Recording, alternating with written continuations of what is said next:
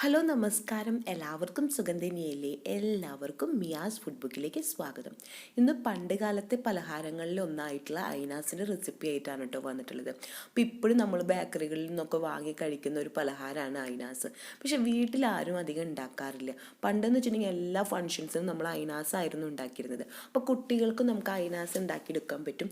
വെറും 15 മിനിറ്റ് കൊണ്ട് പെട്ടെന്ന് തന്നെ ഉണ്ടാക്കിയെടുക്കാൻ പറ്റുന്ന ഒരു സിമ്പിൾ ഐനാസ് റെസിപ്പിയാണ്.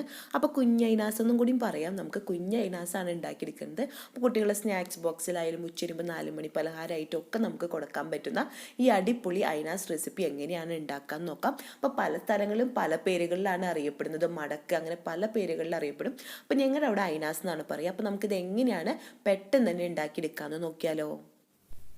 ഇവിടെ 250 ml കപ്പിലെ 1 കപ്പ് മൈദപ്പൊടി എടുത്തിട്ടുണ്ട്. അത് ഞാനൊരു ബൗളിലേക്ക് മാറ്റി കൊടുക്കുകയാണ്. പൊടിയിലേക്ക് ആവശ്യത്തിനുള്ള ഉപ്പ് ചേർത്ത് കൊടുക്കുകയാണ്. അപ്പോൾ ഒരു 1/4 ടീസ്പൂണിന്റെ പകുതി ഉപ്പാണ് ചേർത്ത് കൊടുത്തിട്ടുള്ളത്.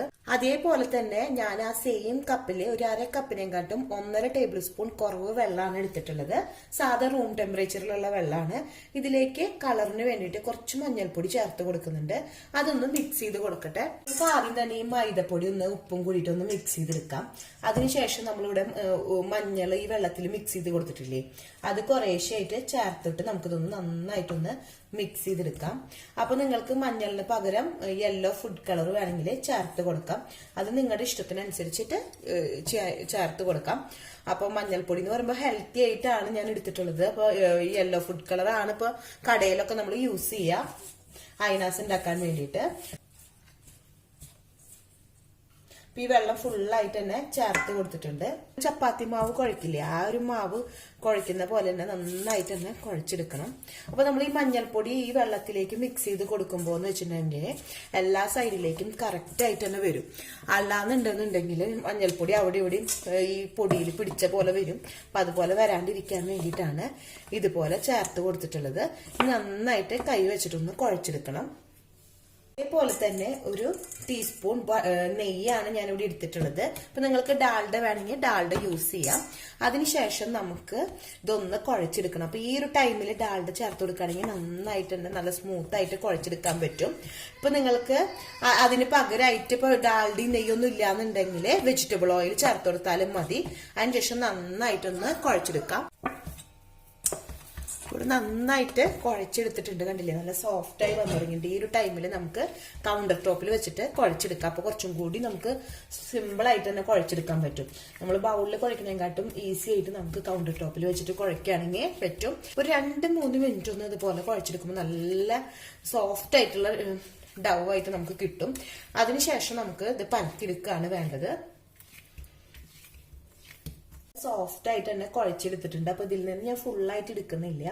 ഞാനൊരു 3 പോർഷനായിട്ട് ഡിവൈഡ് ചെയ്തെടുക്കുകയാണ്.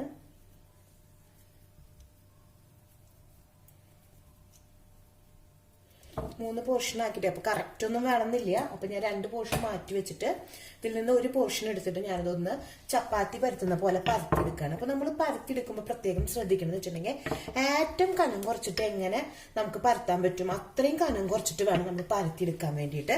ചപ്പാത്തിക്കുള്ളതല്ല, അതിനെക്കാട്ടും കനം കുറച്ചിട്ട് നമുക്ക് പറ്റാവുന്നതിൻ്റെ മാക്സിമം കനം കുറച്ചിട്ട് വേണം പരത്തിയെടുക്കാൻ. അപ്പോൾ കനം കുറയുമ്പോൾ നമ്മുടെ ഐനാസിൻ്റെ ടേസ്റ്റ് കൂടും. കനം കൂടി കഴിഞ്ഞിട്ടുണ്ടെങ്കിൽ ഉള്ളു വേവാത്ത പോലെയാവും, പുറത്ത് കളറ് മാറും, പക്ഷെ ഉള്ളു ക്രിസ്പി ആവില്ല. അപ്പം അത് കാരണം നിങ്ങൾ മാക്സിമം കനം കുറച്ചിട്ട് തന്നെ പരത്തിയെടുക്കാൻ പ്രത്യേകം ശ്രദ്ധിക്കണം.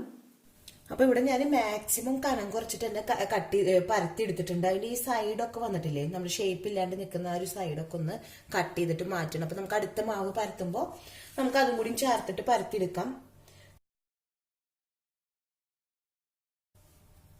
ഇപ്പൊ കട്ട് ചെയ്തെടുത്തിട്ട് നമ്മളൊന്ന് കറക്റ്റ് ചെയ്തിട്ട് വെച്ചിട്ടുണ്ട്. ഇനി ഇതിന്റെ മുകളിലേക്ക് നമുക്ക് കുറച്ച് നമ്മുടെ കയ്യിലുള്ള ബട്ടർ ആണോ ഡാൽഡ ഏതാണ് നിങ്ങളുടെ കയ്യിലുണ്ടെങ്കിൽ അതൊന്ന് ബ്രഷ് ചെയ്ത് കൊടുക്കണം. അപ്പൊ ഞാൻ കുറച്ചെടുത്തിട്ട് ഞാനൊന്ന് എല്ലാ സൈഡിലേക്കും ഒന്ന് തേച്ച് കൊടുക്കാണ് കൈ യൂസ് ചെയ്തിട്ട്. അപ്പൊ ഇതുപോലെ ചെയ്ത് കൊടുക്കുമ്പോൾ എന്ന് വെച്ചിട്ടുണ്ടെങ്കിൽ നമ്മുടെ ഈ ലെയറായിട്ട് കിട്ടാൻ വേണ്ടിയിട്ടാണ്, ഒട്ടിപ്പിടിക്കാണ്ടിരിക്കാൻ വേണ്ടിയിട്ടാണ് നമ്മൾ ഇതുപോലെ ചെയ്ത് കൊടുക്കുന്നത്. ഇതിന്റെ മുകളിലേക്ക് നമുക്ക് കുറച്ച് അരിപ്പൊടിയാണ് ഞാൻ ഇട്ട് കൊടുക്കുന്നത്. ഇല്ലാന്നുണ്ടെങ്കിൽ മൈദപ്പൊടി തന്നെ ചേർത്ത് കൊടുക്കാം. ഇതിന്റെ മുകളിലെ എക്സസ് നിന്നിരുന്നത് ഞാൻ മാറ്റി കൊടുത്തിട്ടുണ്ട്. ഇനി നമുക്കിതൊന്ന് റോൾ ചെയ്തെടുക്കണം. ഈ അറ്റത്തെത്തുമ്പോൾ നമ്മൾ മൈദപ്പൊടി കുറച്ച് വെള്ളത്തിലൊന്ന് വെറുതെ ഒന്ന് മിക്സ് ചെയ്തിട്ട് ഈ തറ്റത്തൊന്ന് തേച്ച് കൊടുക്കുകയാണ്. അപ്പൊ ഇത് പൊട്ടി പോവാണ്ടിരിക്കാൻ വേണ്ടിയിട്ടാണ് കേട്ടോ, അല്ലെങ്കിൽ ഇത് അടർന്ന് പോവും. എല്ലാ സൈഡിലൊന്ന് തേച്ച് കൊടുത്തിട്ടുണ്ട്. ഇനി നമ്മൾ ഇതൊന്നും കൂടി റോൾ ചെയ്തിട്ട് ഇതൊന്ന് മുട്ടിച്ചു കൊടുക്കുകയാണ്. അപ്പൊ അങ്ങനെ ചെയ്ത് കൊടുക്കുമ്പോൾ അത് പൊട്ടി പോവില്ല. ഈ ഒരു അറ്റം അതേപോലെ തന്നെ നമ്മുടെ ഈ ഒരു അറ്റം നമുക്ക് കട്ട് ചെയ്ത് കളയാം. അപ്പൊ ഷേപ്പ് അല്ലാത്ത കാരണമാണ് ഇതൊന്ന് ഈ ഇതിൽ വെച്ചിട്ട് നമ്മൾ ഒന്നും കൂടി ഒന്ന് റോൾ ചെയ്ത് കൊടുക്കുകയാണ്. എന്നിട്ട് കത്തി വെച്ചിട്ട് ഒന്ന് കട്ട് ചെയ്ത് കൊടുക്കാം. ഈ ഒരു സൈസിലാണ് ഞാൻ കട്ട് ചെയ്തെടുക്കുന്നത്. കട്ട് ചെയ്തെടുത്തതിൽ നിന്ന് ഒരു കഷ്ണം എടുത്തതിന് ശേഷം കൈ വെച്ചിട്ട് നമ്മൾ കണ്ടില്ലേ ഇതേപോലെ ഒന്ന് പ്രസ് ചെയ്ത് കൊടുക്കുക. എന്നിട്ട് നമുക്ക് പറ്റാവുന്ന തരത്തിൽ കുറച്ച് വലുതാക്കി എടുക്കുക. ഇത്രേ വേണ്ടോ. അതിനുശേഷം നമുക്കതൊരു സൈഡിലേക്ക് മാറ്റി കൊടുക്കാം. ഇതേപോലെ തന്നെ ഓരോ കട്ട് ചെയ്ത പീസ് എടുക്കുക, കൈ വെച്ചിട്ടൊന്ന് പ്രസ് ചെയ്ത് കൊടുക്കുക. അപ്പോൾ കുറച്ച് വലുതായിട്ടുണ്ട്, കുറച്ച് വീതിയും നീളം നമ്മൾ കൈ കൊണ്ട് ഇങ്ങനെ പ്രസ് ചെയ്ത് കൊടുക്കുമ്പോൾ വരുന്നുണ്ട്. അതിനുശേഷം ഒരു സൈഡിലേക്ക് മാറ്റി വയ്ക്കുക. ഇതേപോലെ തന്നെ ബാക്കിയുള്ളതെല്ലാം അതും നമുക്ക് ഉണ്ടാക്കിയെടുക്കാം.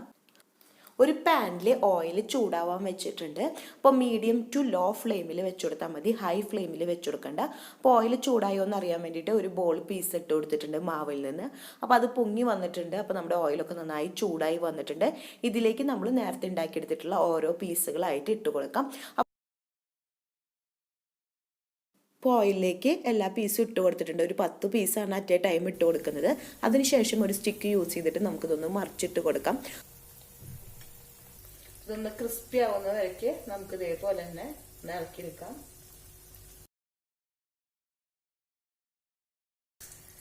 നമ്മൾ മീഡിയം ടു ലോ ഫ്ലെയിമിലിട്ട് വെക്കുകയാണെങ്കിൽ നല്ല ക്രിസ്പി ആയിട്ട് തന്നെ കിട്ടും. അല്ല ഹൈ ഫ്ലെയിമിൽ ഇട്ടേന്നുണ്ടെങ്കിൽ പുറം നല്ല ക്രിസ്പി കളറ് മാറുന്നല്ലാണ്ട് ക്രിസ്പി ആയി കിട്ടില്ല കേട്ടോ. അപ്പൊ പിന്നെ ക്രിസ്പി ആവാണ്ട് നിങ്ങൾക്ക് കഴിക്കുമ്പോൾ ഒരു തണുത്ത പോലെയാവും ഇരിക്കുക. അപ്പൊ അത് കാരണം ലോ ടു മീഡിയം ഫ്ലെയിമിൽ തന്നെ ഇട്ടിട്ട് വേണം ഇത് കുക്ക് ചെയ്തെടുക്കാൻ വേണ്ടിയിട്ട്. അയിനാസൊക്കെ ഇത് ക്രിസ്പി ആയി വന്നു തുടങ്ങിയിട്ടുണ്ട്. ഈ ഒരു ടൈമില് നമുക്കിത് സ്റ്റെയിൻ ചെയ്തിട്ട് മാറ്റാം. നമ്മുടെ ശേഷം ഓയിലൊക്കെ ഒന്ന് നന്നായി ഒന്ന് സ്റ്റെയിൻ ചെയ്തതിന് ശേഷം ഒരു സ്റ്റെയിനറിലേക്ക് ചേഞ്ച് ചെയ്ത് കൊടുക്കാണ്. ഇതേപോലെ തന്നെ എല്ലാതും നമുക്ക് സ്റ്റെയിൻ ചെയ്ത് കൊടുക്കാം. ഇത് ഉണ്ടാക്കിയെടുക്കുന്ന ടൈമിൽ വേറൊരു പാൻ സ്റ്റൗമ്മ വെച്ചിട്ട് അതിലേക്ക് 1/3 കപ്പ് ഷുഗറും 2 ടേബിൾ സ്പൂൺ വെള്ളം 4 ഏലക്കായും കൂടിയിട്ട് ഞാനൊരു ലോ ടു മീഡിയം ഫ്ലെയിമിൽ വെച്ചിട്ട് ഒന്ന് മെൽറ്റ് ചെയ്തെടുത്തു. ഇപ്പോൾ മെൽറ്റായി വന്നിട്ടുണ്ട്.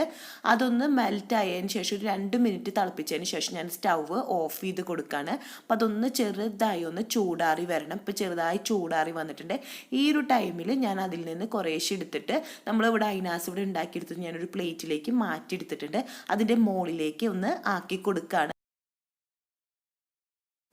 അപ്പം എല്ലാ അയിനാസിൻ്റെ മുകളിലേക്കും ഞാൻ ഷുഗർ സിറപ്പ് ആക്കി കൊടുക്കുകയാണ്. അപ്പോൾ മോള് കയ്യിലുള്ള കാരണമാണ് കുറച്ച് അകലം തന്നെ കാണിക്കേണ്ട വന്നത്. അപ്പോൾ ഇതുപോലെ തന്നെ എല്ലാ അതിൻ്റെ മുകളിലേക്കും ഷുഗർ സിറപ്പ് ആക്കി കൊടുത്തിട്ടുണ്ട്. അപ്പോൾ കണ്ടില്ലേ നമ്മുടെ അയിനാസൊക്കെ ഇത് റെഡി ആയിട്ടുണ്ട്. അപ്പോൾ പെട്ടെന്ന് തന്നെ വെറും 15 മിനിറ്റ് കൊണ്ട് ഉണ്ടാക്കിയെടുക്കാൻ പറ്റുന്ന ഒരു സിമ്പിൾ റെസിപ്പിയാണ്. അപ്പോൾ നിങ്ങളെല്ലാവരും ട്രൈ ചെയ്ത് നോക്കണം. നിങ്ങളുടെ ഫീഡ്ബാക്ക് കമൻറ്റ് ബോക്സിലൂടെ അറിയിക്കാൻ മറക്കരുത്. നിങ്ങൾക്ക് വീഡിയോ ഇഷ്ടപ്പെടുകയാണെങ്കിൽ ലൈക്ക് ചെയ്യാനും ഷെയർ ചെയ്യാനും കമൻറ്റ് ചെയ്യാനും മറക്കരുത്. ആദ്യമായിട്ടാണ് കാണുന്നതെങ്കിൽ സബ്സ്ക്രൈബ് ചെയ്യണം. തൊട്ടടുത്ത ബെല്ലൈക്കണിൽ നോട്ടിഫിക്കേഷനിൽ ഓൾ പ്രസ് ചെയ്ത് കഴിഞ്ഞിട്ടുണ്ടെങ്കിൽ ഞാൻ പുതിയ വീഡിയോസ് ഇടുമ്പോൾ നിങ്ങൾക്ക് മിസ് ചെയ്യാണ്ട് കാണാൻ പറ്റും. അപ്പോൾ അടുത്ത ദിവസം പുതിയ വെറൈറ്റി റെസിപ്പി ആയിട്ട് വീണ്ടും വരാം. Thanks for watching. ബൈ.